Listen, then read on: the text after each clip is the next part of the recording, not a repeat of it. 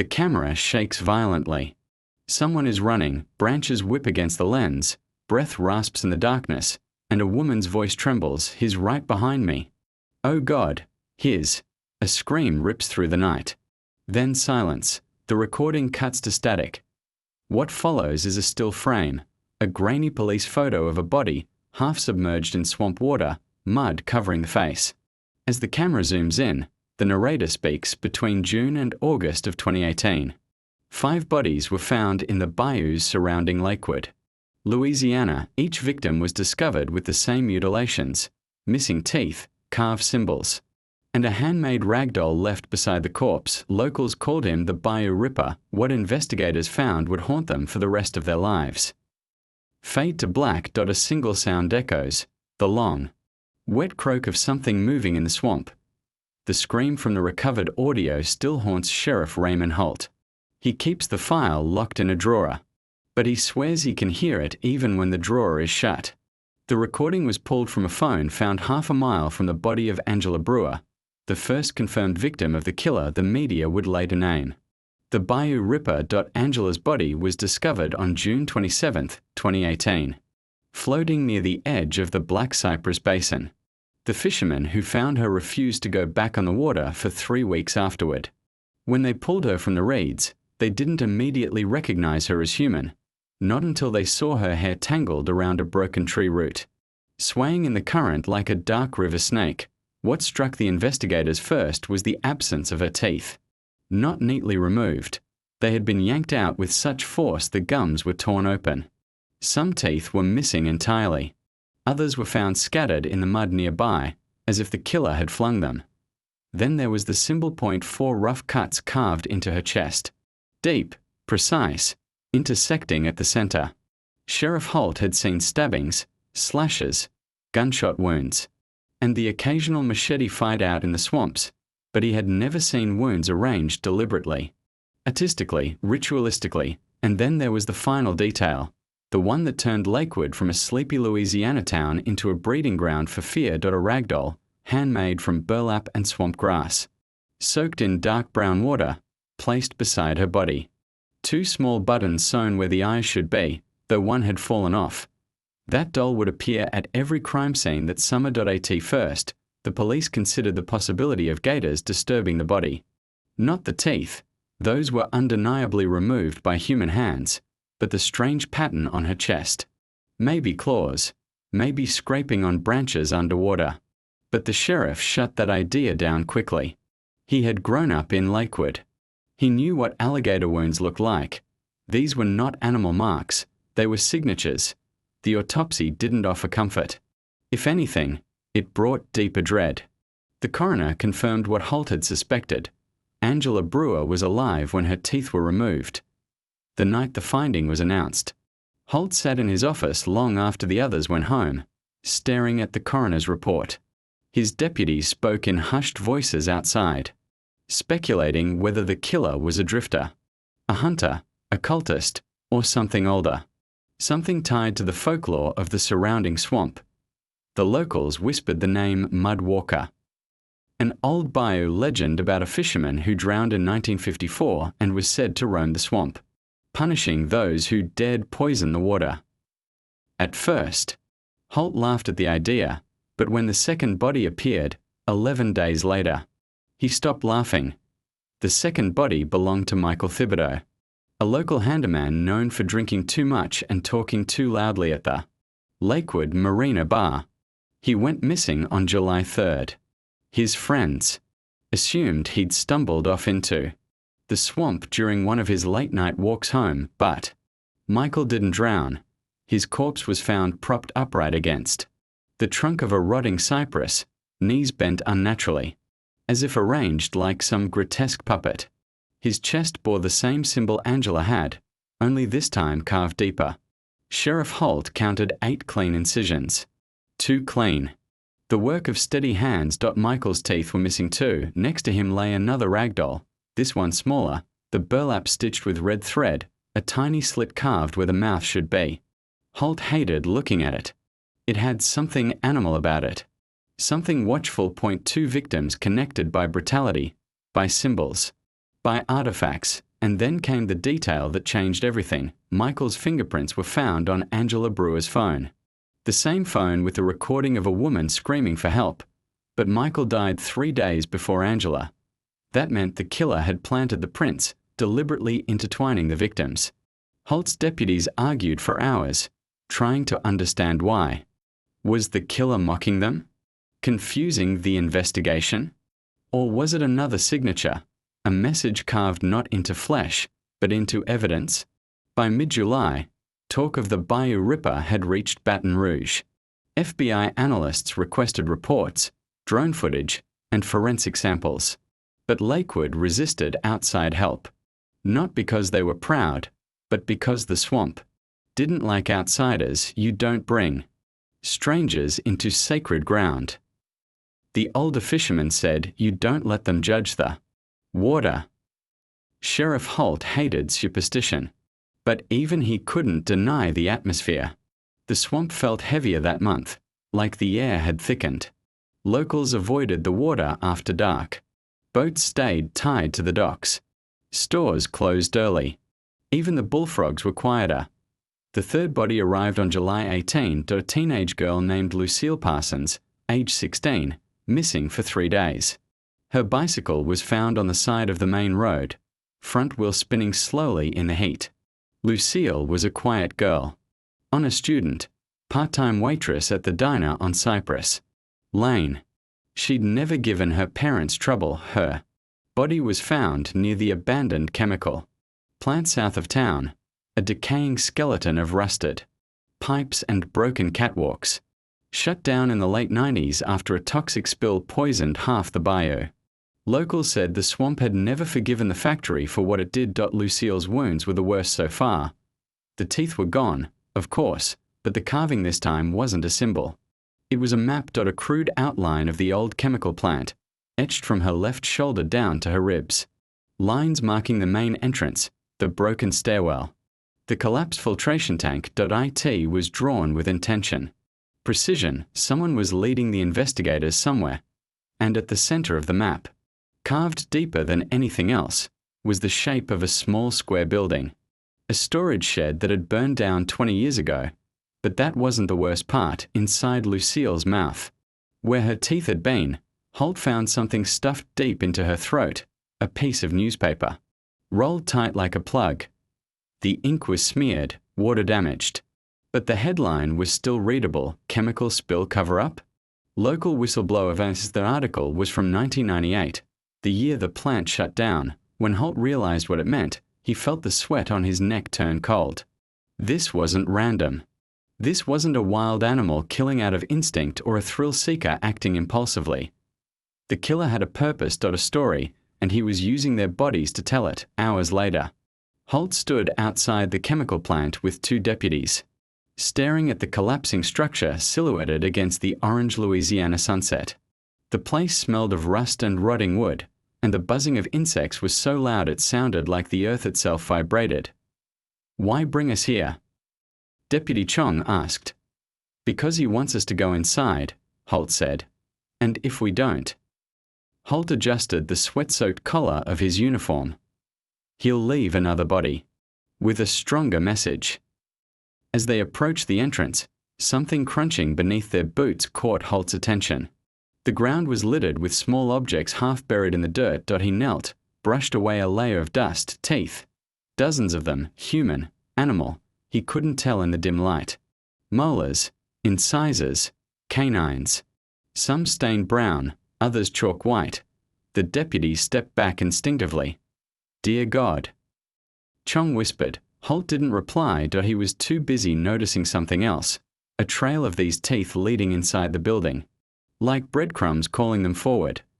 The Bayou Ripper wasn't hiding. He was inviting them. A ritual. A message. A promise. And Holt knew, with a sinking dread, that Lakewood was standing at the beginning of something far darker than a simple killing spree. The swamp had only just begun to bleed. The trail of teeth led them deeper into the old chemical plant. The structure groaned with every gust of wind, metal beams flexing like ribs in a dying animal. Sheriff Holt kept his flashlight high, sweeping cautiously across the rusted interior. Every sound, Dripping water, creaking pipes, the distant croak of a bullfrog echoed unnaturally. T felt like walking inside a tomb. Deputy Chong swallowed loudly. Why teeth? Why always teeth? Teeth are identity, Holt said. Dental records. Recognition. If you take someone's teeth, you take away their name. But why leave them everywhere? Why scatter them like breadcrumbs? Holt finished. The beam of his flashlight hit something. On the floor, another ragdoll. This one was different, taller, thinner, its mouth stitched shut with black threads so tight the cord dug into the burlap. Holt crouched. He didn't touch it. He didn't want to. He only observed. A single tooth was sewn into its chest, wedged awkwardly through the fabric like a button. Chong took a step back. He's watching us, Sheriff. I swear someone is watching. A sudden metallic clang echoed overhead. The deputies drew their weapons. Holt instinctively shielded the doll with his body, as if the killer might try to snatch it back. But no movement followed. Just the rusted building settling under its own decay. Holt stood, his heart pounding in his throat. He's not here, he said. Not tonight. But he didn't believe the words. Not really. 2 days later, the fourth body appeared. This time it wasn't the swamp that delivered it was the current. At dawn. A fisherman found something caught against one of the truss beams under the Lakewood Bridge. At first he thought it was a mannequin. Then he saw the hair, long, dark, tangled, and he dropped his fishing rod. The victim was Claire Montrose, a 31-year-old caseworker who helped teens transition out of the foster system. Well-liked, soft-spoken, face everyone in Lakewood recognized Claire. Had been missing for only 9 hours. Her body looked nothing like the others. Her teeth were removed. Yes, but this time they weren't found anywhere near the scene. Instead, her mouth had been packed with mud, pressed in so tightly her jaw bulged unnaturally. The mud was mixed with bio-reeds and shredded bits of newspaper, as if the killer wanted to silence her with the swamp itself. Rotted pieces of rope cut into her wrists, suggesting she'd been bound before death. Her abdomen was slashed open. Not deep, not fatal, but symbolic. The same cross-shaped emblem burned into the flesh with something hot, not carved with a blade, and on her neck. Letters were branded into the skin. Tell them, as the medical examiner said Claire was likely still alive when she was pushed from the bridge. That detail nearly broke Holt. News travelled fast. Too fast. By noon, police cars lined the riverbank. Reporters swarmed. Drones buzzed overhead. Lakewood, once a quiet ghost of a town, now felt like a crime scene on display. FBI agent Dana Whitlock arrived before sunset, her black SUV kicking up clouds of dust as it rolled along the unpaved road. Whitlock was known for working cold cases involving missing children and cult-related murders, cases that didn't end well. She shook Holt's hand stiffly. I read your reports, she said. All 4 victims were connected in some way to the chemical plant or its aftermath. That's one interpretation, Holt replied. Another is that he's choosing people at random. Whitlock raised an eyebrow. Random killers don't leave maps carved into victims. Holt said nothing. Whitlock knelt by Claire's recovered clothing, bagged and tagged on a nearby evidence table. The fabric was soaked with swamp water and streaked with black residue. Industrial, chemical. Whitlock sniffed it. Petroleum solvent, she murmured. Type used in filtration tanks. The plant's been shut down for 20 years, Holt said. Doesn't matter. The residue is fresh. Holt's blood ran cold. You're saying someone's been inside the plant recently? Whitlock nodded. More than recently. Someone's been working there. Holt didn't like that idea. Not because it was impossible, but because he knew exactly what else it meant. If someone was using the abandoned plant as a base. Then Lakewood didn't have a ghost story. They had a hunter. That night, as Holt drove home, he noticed something strange near the marina, the lights at the dockhouse flickering. At first he thought it was faulty wiring. But as he got closer, he realized the lights weren't flickering. Something was walking past them. A figure. Tall. Thin. Moving with slow, Deliberate steps. Holt froze. The person, if it was a person, wore something on their head. A hood. A mask. It was hard to tell in the dark. They carried something long and crooked in their hand. Like a hooked fishing spear, Holt instinctively reached for his gun. The figure paused, turned its head. Even from a distance, Holt felt it stare like a nail driven into his skull. Then, without a sound, it stepped backward into the reeds and vanished. Holt ran to the spot. Flashlights sweeping the shadows. Nothing. Only the whisper of wind through cattails, and then he saw it pinned to a wooden post. With a rusty nail, another rag. Dull. This one was soaked in fresh blood, fresh. Enough that it hadn't yet dried. Holt turned it over. With a gloved hand, the doll's burlap mouth had been ripped open. Inside, stuffed deep in the cavity, was something wet and pale. A tooth, not from a corpse. A child's tooth. A baby incisor, and beneath the doll, scratched into the wood with something sharp. With 3 words, he let MWN Holt step back as the meaning sank in. Someone wasn't just killing, someone was remembering, someone was accusing. The next morning, Agent Whitlock sprinted into Holt's office holding a file. "We found something," she said. "A connection you missed." Holt stiffened. "Go on." All 4 victims. She laid 4 photos on the desk. Every one of them testified in 1998 against the chemical plant's management. Holt stared. "And that's not the important part." Whitlock said she slid one final paper across the desk. "A missing person report. Dated August the 12th, 1998. Name, Matthew Cole. Age, 12. Status, presumed drowned case. Unresolved." Holt felt the breath leave his lungs. Whitlock's voice dropped to a whisper. "Sheriff, every victim had contact with this boy before he disappeared." She tapped the file, "And I think the bio Ripper is trying to tell us he never drowned." The next 48 hours shattered any illusion that Lakewood was dealing with a single isolated killing. Just after dawn on Friday, dispatch received another call, this time from a pair of teenagers who'd been biking along the old Levee path near Moss Creek. Their voices, shaky and uneven, made the shift supervisor sit up straight. They'd found 2 bodies when Marcus and Detective Reeskeller arrived on scene. The sun was rising behind them, casting long, red-gold streaks across the mud. But nothing about the lights softened what they found. 2 men. Both posed. Both barefoot. Shirts removed. Eyes open but glassy, and on the chest of each, the same 4-line carved symbol, etched deep into their flesh with a serrated blade. But something was different. Their tongues were missing. Reese crouched beside the first body, jaw tightening as she studied the wound. "Not ripped," she murmured. "Cut. Precise. Almost surgical." Marcus swallowed hard. "So we're looking at someone escalating. 3 victims in less than a week." Reese stood, brushing dirt off her gloves. "No. We're looking at someone who's finally getting comfortable." The murder sent the already nervous town into a panic spiral. News vans lined Main Street. Parents kept their kids inside. The mayor held an emergency meeting where he said the words "serial killer" out loud, and afterward tried to walk them back. But the damage was done. Lakewood was terrified. And then came the recording. To 9:17 p.m. Saturday night, Marcus got a text from an unknown number. It contained a single audio file. No message. No explanation. He hit play.at first, only static. A wet, slushing sound beneath it. Water? Then a faint tremor of breath.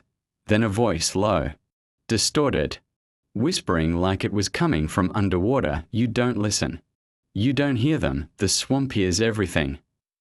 Marcus froze, the hair on his arm standing straight up. Reese, who'd been reviewing autopsy notes beside him, looked up sharply. "What is that?" He handed her the phone without a word. The voice continued. "They scream in the reeds, but you fools think it's wind." Reese's eyes narrowed. "He's taunting us." Marcus nodded. "And he wants us to know the swamp is his hunting ground." They ran a trace, burner phone. No location. No metadata. Nothing but the background sound. That they recognized. The sucking, bubbling noise wasn't just water. It was the exact acoustic signature of Bayou St. Clair, a remote stretch of swamp 8 miles out of town, surrounded by abandoned oil rigs and rusted catwalks. A place locals avoided. At sunrise they headed out, accompanied by 2 deputies and a K-9 unit. The air was thick with gnats and the droning hum of insects. Trees twisted overhead like skeletal fingers. The water below the boards was black, oily, still. Jesus, Reese muttered. Smells like rot. Marcus scanned the reeds. According to the state, nobody's worked this place in 15 years. Yeah. Well, Reese said, stepping over a broken pipe. Looks like somebody's reclaimed it. They followed the wooden walkway deeper into the swamp. Halfway down, the dog, a German shepherd named Kilo, stopped. His ears snapped forward. A growl rumbled in his throat.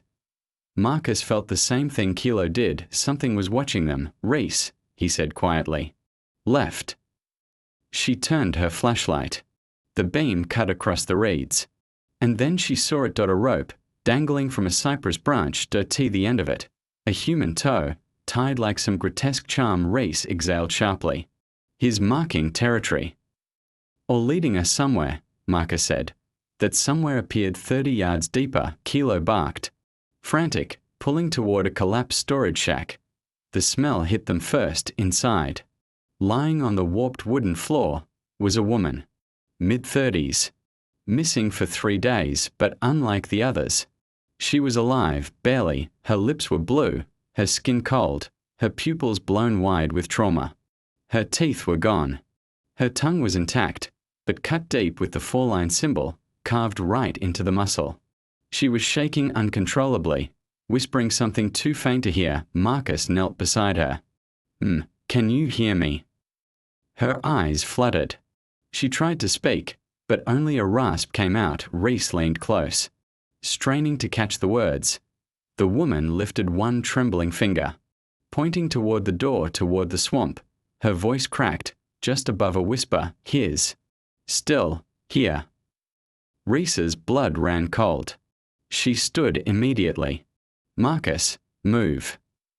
They burst out of the shack, weapons drawn, scanning the trees. Somewhere in the reeds, a branch snapped. Then another movement, fast, deliberate, slipping between shadows. Marcus shouted, Sheriff's Department. Freeze. Only the sound of retreating footsteps answered, footsteps that didn't splash, footsteps that moved along wood, like someone running across the old catwalks that crisscrossed the swamp. They sprinted after the sound, reaching a fork in the walkway, just in time to see a figure vanish around a rusted oil drum. Tall, lean, hooded. Reese raised her gun. Stop! But the figure didn't stop, and then, in one single motion, it leaped off the platform and disappeared into the water below. A huge splash erupted. Murky droplets sprayed across Reese's face. They ran to the edge, flashlights slashing across the black surface, but the water had already swallowed everything. No movement. No bubbles. No trace. He can't swim that fast, Marcus muttered. Nobody can. Reese exhaled, shaking with adrenaline. Then he didn't swim. She pointed to the far side of the swamp, where the boards of another catwalk jutted above the water like broken ribs. Whoever it was had slipped under the platform and climbed to another exit point. A labyrinth. A perfect hunting ground. Marcus clenched his jaw. He knows this place better than we do. Reese didn't answer. She just stared at the water, watching it settle into stillness. Then her phone buzzed. A new message. .1 image. A photo taken from behind them, clearly in the last 10 minutes. It showed Marcus kneeling beside the shack, helping the injured woman. The caption read, You finally hear them. Reese's breath hitched. He was right behind us. Marcus swallowed hard. Then this swamp isn't just where he kills. He looked back into the reeds, the shadows swallowing the trees one by one. It's where he lives. The woman they rescued, her name was Abigail Rourke, was rushed to St. Mary's Medical, slipping in and out of consciousness. In. Her moments of clarity, she could barely speak through the pain carved into her tongue. But the little she managed shook Reese to her core. Abigail kept repeating one word, Riley, and every time she said it, she sobbed so hard her chest convulsed. Reese combed through every missing person's file, old arrest records, abandoned addresses. Eventually, the name emerged from a dusty 2009 juvenile record, Riley M. Crane, age at arrest, 15 family, deceased status, abandoned foster placements history, violence toward animals, documented baying episodes, attempts to run away into the swamp at night. Last known address, Lakewood, LAK status, inactive. Marcus leaned over Reese's shoulder, reading the notes. He would be, what? 24 now. 25, Reese said. And raised in the swamp. Literally. The file described a boy who vanished one night from his fourth foster home. A boy obsessed with the bayou, claiming he heard voices in the reeds calling to him. Authorities searched for weeks, assuming he drowned. They were wrong. Reese shut the file. He didn't drown. He went home. By nightfall, Lakewood felt strangled by tension. Every porch light was on. Every dog was barking. Every shotgun in town had been pulled from a closet at 8:03 p.m. The sheriff called for a full sweep. Deputies fanned out along the outer marsh roads, while Marcus and Reese geared up for the place they knew the killer would return to, Bayou St. Clair. The swamp swallowed flashlights like it enjoyed the taste. Darkness pressed in from all directions, thick and humid, carrying the metallic tang of decaying plant life. They moved along the suspended wooden walkway, boots creaking on boards slick with algae. Every sound felt amplified, the chirp of insects, the plop of a frog, even their own breathing. Then Reese stopped. She smelled something, heat. Smoke. Marcus smelled it too. Is that burning? They rounded the bend and froze ahead. Atop the old metal platform by the abandoned oil rig, flames danced in a wide circle. In the center of the circle, a body dot, or rather, a corpse, tied upright to a thick metal post, its chest carved with the four-line symbol, blood still wet enough to glisten. Reese whispered, God, he's escalating again. Marcus scanned the shadows. He's here. The corpse was male, mid-20s, no ID. But the carving was fresh. Very fresh. Then something hissed behind them. Marcus spun, weapon raised. Nothing. Just reeds. Swaying gently. As if something had just slipped through them. Splash. Reese turned sharply. Left side. Something moved under the catwalk. Fast. Sliding along the beams. Marcus crouched, aiming downward through the slats. Riley. Stop where you are. Silence. Then a whisper drifted up through the boards. You finally hear the swamp. Reese stepped back, flashlight trembling. Marcus, he's under us. Marcus knelt lower, straining to find a silhouette in the water. Then, a hand shot up between the slats, not grabbing. Just resting, pale fingers, long, jointed oddly, covered in muddy streaks. A hand shaped by years of living feral in the damp. Reese's breath caught. Jesus. A low chuckle came from the darkness below. You came to listen. Marcus aimed low. Riley Crane. You're under arrest. Climb up slowly with your hands. The hand vanished. Then the walkway shuddered violently. He's shaking it. Reese yelled, grabbing the rail. Marcus grabbed the other side as the boards buckled. Water splashed up through the cracks. Something slammed against the underside. Then again. Then, the entire right section snapped. Reese screamed as a chunk of walkway collapsed into the black water. She barely leapt back in time. Marcus wasn't as lucky. The boards beneath him cracked, and he fell straight down. The water swallowed him instantly. Reese dropped to her knees. Marcus. Bubbles erupted. Thrashing. A muffled yell. Then she saw it. Two shapes churning in the water. Marcus and another man tangled together, slipping in and out of view.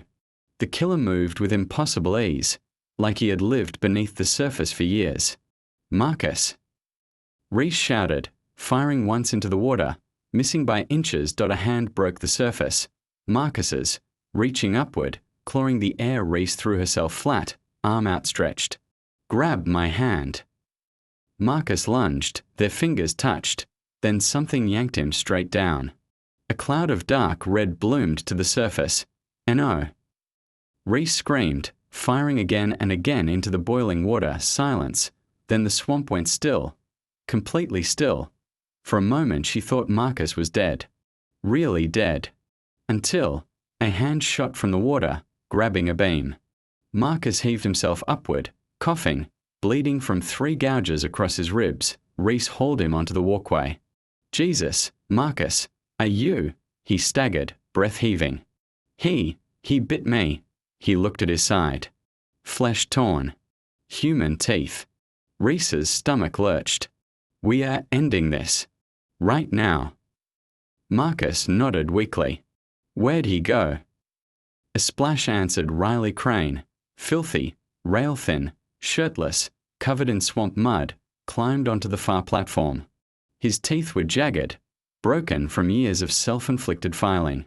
His eyes, sunken and wide, gleamed with something ancient and feral. He tilted his head at them. "The swamp wants you."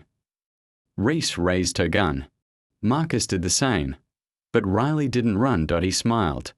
Then he stepped backward, into the center of the burning circle, and lifted a rusted knife coated with old blood. Marcus whispered, "What the hell is he?"